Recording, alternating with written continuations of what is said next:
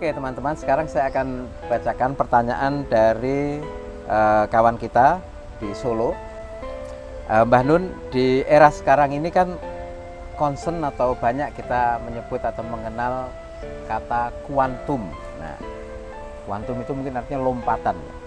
Nah, Mbah Nun juga pernah membahas itu, menurut Mas Muhammad ya, dengan istilah getaran, atau lebih lengkapnya itu getaran yang mengalir dan aliran yang bergetar. Namun itu masih secara umum, gitu kan. Nah, mohon Mbah Nun bisa memberikan wejangan terkait hal itu secara lebih mendalam atau lebih detail, supaya kami anak cucu ini lebih mudah memahaminya. Matur nuwun Mbah Nun. Saya kira kalau yang pernah keluar dari mulutnya kata kuantum itu Sabrang, bukan saya. Oh iya. Ya. Tidak mungkin saya punya pengetahuan Ya. yang membuat saya mengucapkan kata kuantum itu, karena saya juga Ya. tidak pernah punya latar belakang untuk mengetahui fisika dan lain sebagainya. Jadi kui mesti dulu aku kui. Kui mungkin kurungu terus ku anggap aku kan gitu. Ya. Kalau getaran yang mengalir dan aliran yang bergetar mungkin saja, meskipun saya sudah lupa dulu dalam konteks apa. Dalam konteks tajri min tahtiyal anhar, jadi mengalir di bawahnya sungai-sungai itu Mbah. Itu saya membayangkan seluruh getaran itu kan di bawah kita. Seluruh sungai yang mengalir, getaran dari aliran itu kan di bawah kita, karena Allah mengatakan min tahtiha. Ya. Artinya kita itu sebenarnya diberi kuasa, pengetahuan, ilmu dan kemampuan untuk mengatasi urusan getaran, untuk menguasai, untuk berkuasa atas aliran. Jadi hati-hati sekarang. Kita ngomong sama anak kita ngomong sama istri kita ngomong sama jamaah kita. Itu kita harus hati-hati, karena itu bisa mengakibatkan sesuatu yang sangat besar yang urusannya nanti bisa surga sama neraka. Meskipun kelihatannya cuma getaran kecil dan aliran kecil. Termasuk hanya karena getaran kecil, ketika kita mengatakan Bismillahirrahmanirrahim itu kan ada getarannya. Getaran itu kan sama Allah dilihat dengan dengan multi dengan supra kamera yang luar biasa, sehingga sampai yang paling mikro dari getaran itu oleh Allah tampak. Karena Allah bisa melihat apa saja. La tudrikul absar wa yudrikul absar wa latiful khabir. Allah tidak bisa dilihat oleh apapun, Allah bisa melihat apapun, karena dia sangat lembut dan sangat meneropong gitu ya. Al-Basir gitu ya. Ya. Jadi sekarang saya jauh lebih hati-hati dengan semua itu. Jadi saya melihat bahwa saya bikin buku sampai 90 itu kandungan kesombongannya ternyata sangat besar. Kandungan sok tahu, sok hebat, sok dekat sama Allah, sampai orang memfitnah saya itu dekat sama Allah. Kalau faktanya kan belum tentu. Kalaupun saya dekat sama Allah, artinya saya berusaha setiap kali itu mendekat kepada Allah. Jadi Mas Helmi, saya kan tidak pernah tidak menghitung dengan pedoman Allah. Jadi saya tidak pernah melihat daun, melihat sungai, melihat gerojokan, melihat apapun saja, merasakan angin, tanpa kesadaran bahwa Allah terlibat di situ. Bahkan terlibatannya itu utama. Jadi saya tidak pernah melihat menemukan apapun, mendengar apapun, menghitung, menganalisa atau apapun saja, di mana Allah tidak saya libatkan atau di mana Allah tidak saya temukan terlibat secara mendasar dan primer di dalam peristiwa itu. Nah, jadi kalau saya kembalikan ke aliran dan getaran tadi, itu mungkin saja banyak sekali ketika saya nulis buku sampai 90 judul itu ya, mungkin saja getaran saya nggak benar. Mungkin saya mengalirnya pikiran saya itu tidak benar misalnya gitu. Sehingga kelak sekian puluh tahun kemudian saya mendapatkan akibat-akibat. Jadi Mas Helmi kan tahu waktu tawasulan yang bulan kemarin, kan saya menganalisis tentang apa yang saya alami, dan yang saya salahkan kan saya tok. Saya tidak pernah menyalahkan siapapun yang lain. Saya menyalahkan diri saya. Sampai saya memberi contoh, kalau saya bilang Bismillahirrahmanirrahim, kayaknya ada hubungannya sama yang tanyakan teman-teman ya. Karena konsentrasi saya itu Rahman Rahim, maka saya kemudian meremehkan yang lain. Allah As-Sadid, Allah Al-Hakim, Allah pokoknya yang selain Rahman Rahim itu tak anggap tidak ada. Meskipun tidak bermaksud, tapi bawah sadarnya gitu. Gitu loh. Itu sama dengan mungkin orang kalau terlalu banyak istighfar, terus dia merasa emang masih, saya kan tidak pernah ragu-ragu bahwa Allah itu Maha Pengampun. Kenapa saya kok terus-terusan istighfar misalnya gitu ya. Sama sebenarnya semua kalimat thayyibah. Kalau saya bilang alhamdulillah, itu saya kalau terus-terusan Allah bisa jengkel. Kamu kok bilang alhamdulillah terus? Emang saya ada kemungkinan untuk tidak terpuji. Kan saya pasti terpuji, nggak usah kamu omongkan juga saya tetap alhamdulillah, saya tetap alhamdulillah kan gitu. Dan itu terjadi pada semua aja. Kalau kita ngomong subhanallah, emang ada kemungkinan saya tidak suci sehingga kamu nyebut-nyebut kesucianku kan gitu. Jadi kita tuh begitu lemahnya dan begitu tidak utuhnya, sehingga kita ke kanan relatif kiri, ke kiri relatif kanan, ke depan relatif belakang, ke belakang relatif. Jadi kita itu begitu goyahnya. Makanya kita butuh istiqomah. Kalau saya bilang mendekat kepada Allah terus, Mas Helmi, mungkin saya mendekat ke Allah, tapi apakah Allah mendekat ke saya? Kan gitu masalahnya. Nah kita kan GR, mentang-mentang kita sudah mendekat ke Allah, taqarrub ilallah, maka kita menyimpulkan Allah pun dekat dengan kita. Belum tentu toh? Iya. Tentu. Meskipun kalau saya bilang belum tentu, Allah juga bisa maido.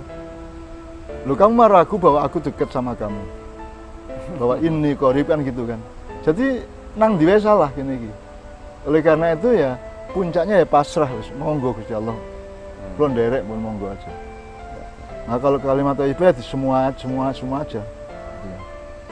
Kalau tadi saya mengaitkan dengan pertanyaan Mas Muhammad Zarkasi dan jawaban Mbah Nun tadi, itu saya membayangkan bahwa desiran atau hasrat atau kehendak yang muncul di dalam diri kita itu kalau dipotret itu wujudnya atau bentuknya, hakinya itu getaran-getaran yang sangat kecil, dan itu bisa merupakan kekuatan yang sangat dahsyat impact-nya atau produknya, tetapi ini masih bisa baik ataupun buruk, dan pada saat yang sama manusia perlu untuk memonitor getaran-getaran tadi supaya tidak menjadi hal yang negatif atau pripun. Semuanya akhirnya tergantung kepada biyadil khair ya. Semua itu berdasar pada atau bertumbuh pada kebaikan Allah.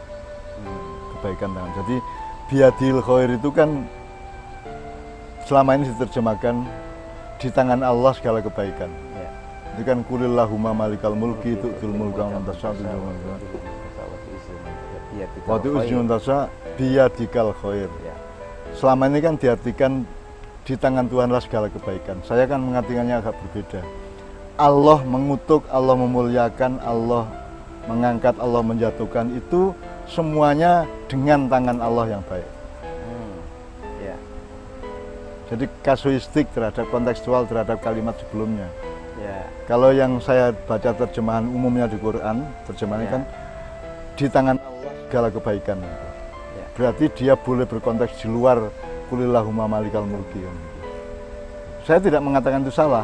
Kalau saya menspesifikkan bahwa itu konteksnya Allah menjatuhkan, Allah mengangkat, Allah memberkahi, Allah mengutuk, segala itu semua itu dengan tangan Allah yang baik. Gitu. Bukan di tangan Allah segala kebaikan. Nek keburukan tidak di tangan Allah gitu. Kan itu kan. Jadi lain lagi nanti.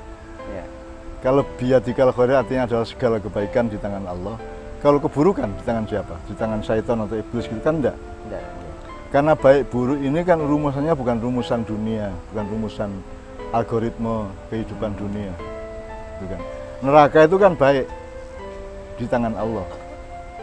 Kalau bagi kita yang berkepentingan terhadap surga, neraka itu jelek. Tapi tanya sama Allah, ya Allah apa? Atau simpulkan bahwa Allah itu menciptakan sesuatu yang sangat jelek, sangat buruk, yakni neraka. Bisa nggak ngomong gitu? Kan tidak mungkin Allah menciptakan sesuatu yang buruk meskipun itu disebut neraka.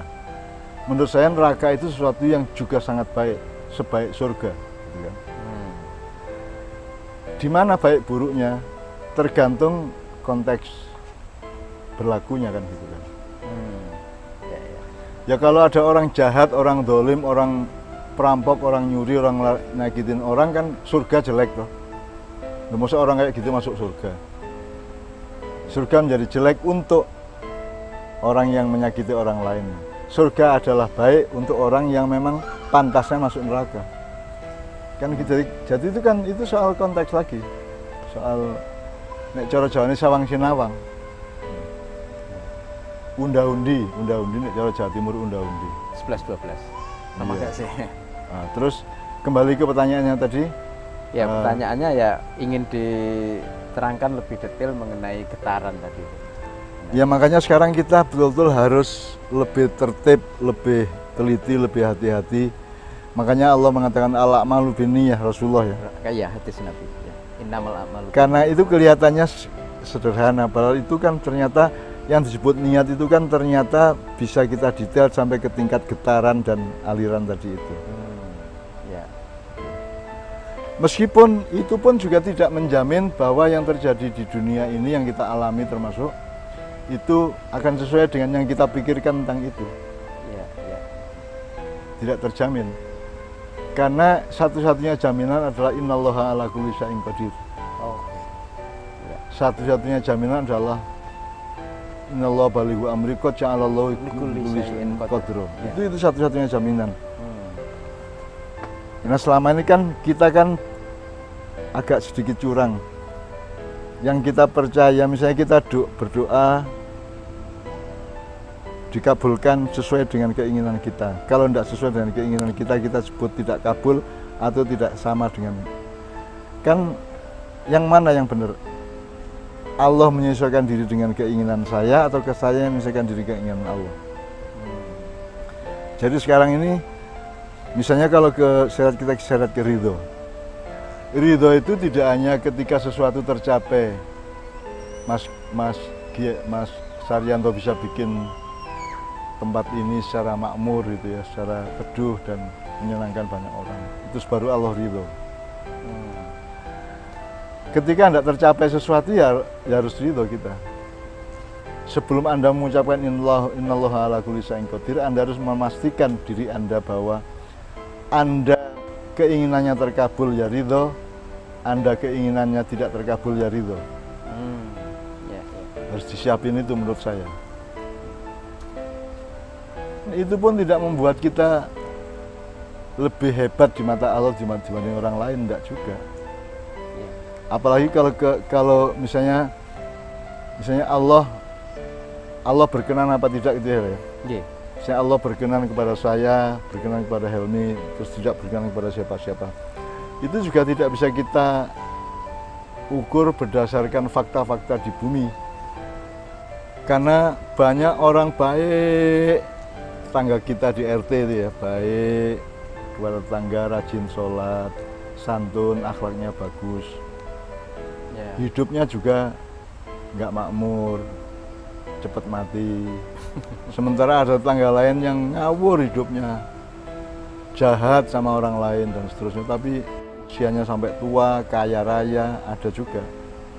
Jadi itu tidak bisa menjadi ukuran Allah ridho apa tidak. Terserah Allah, makanya innallaha ala kulli syai'in qadir akhirnya. Nah, untuk mengucapkan wirid innallaha ala kulli syai'in qadir, Anda harus menyiapkan mental Anda bahwa kepada apapun yang Allah tentukan saya ridho.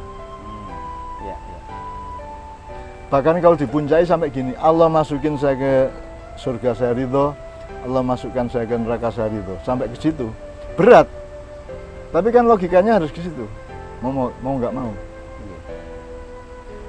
Apalagi nanti kalau Anda menggugat, ya Allah saya ini sudah pengurus takmir masjid berpuluh-puluh tahun, saya sholat rajin, saya khutbah Jumat, saya sodako, saya berzakat dan seterusnya, kok saya masuk neraka gitu ya. Ternyata Allah bisa mengemukakan bantahannya dengan memaparkan makalah yang lebih detail mengenai kejahatan kita. Akurat.